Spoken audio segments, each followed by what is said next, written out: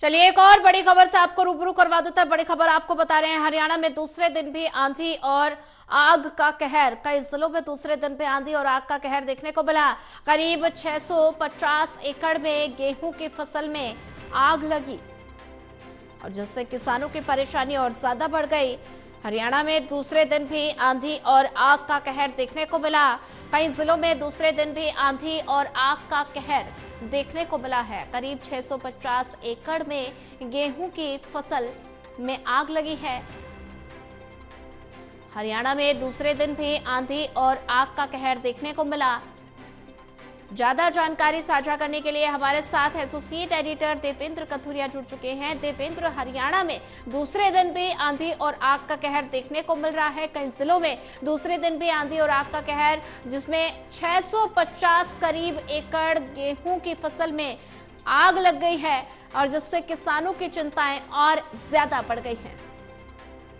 देखिए सोनिया, लगातार 2 दिन से शाम को ही, परसों भी ऐसे हुआ था जी। परसों भी शाम को तेज आंधी आई, तेज 40 किलोमीटर की स्पीड से आंधी थी। क्योंकि गेहूं की फसल को गर्मी में वैसे ही चिंगारी लगने का बस वो होता है, उसके बाद फैलती चली जाती है। गेहूं की फसल बहुत ज्यादा जलती है जी।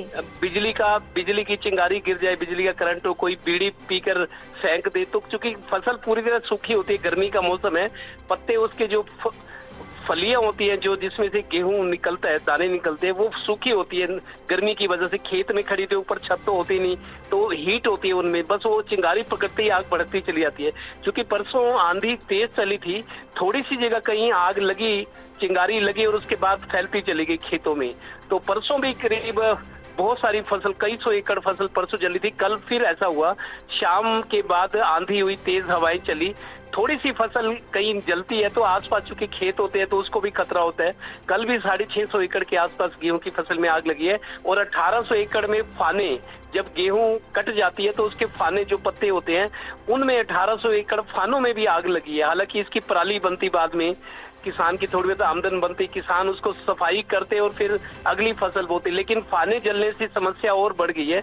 क्योंकि जो मित्र कीट होते हैं खेतों में, जो फसल के लिए फायदेमंद होती है, मित्र कीट कहते हैं, आग लगने से वो भी जल जाते हैं। छोटे छोटे जीव जंतु जो होते हैं आसपास खेतों में मिट्टी के अंदर होते हैं, वो भी आग में झुलस जाते हैं, मर जाते हैं वो।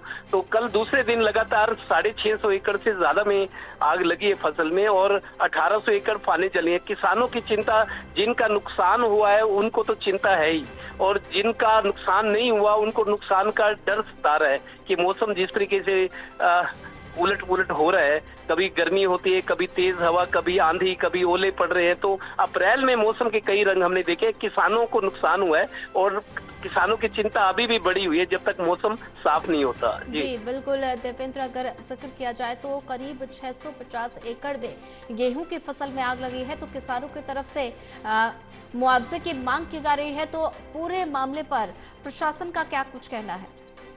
देखिए, प्रशासन नहीं, ये इस तरह के फैसला लेना सरकार का काम है। कृषि मंत्रालय जो है या मुख्यमंत्री के संज्ञान में मामला आते, क्योंकि किसान एक बड़ा फैक्टर है जी। किसान एक बड़ा वर्ग है जिसका हर सरकार चिंता करती है।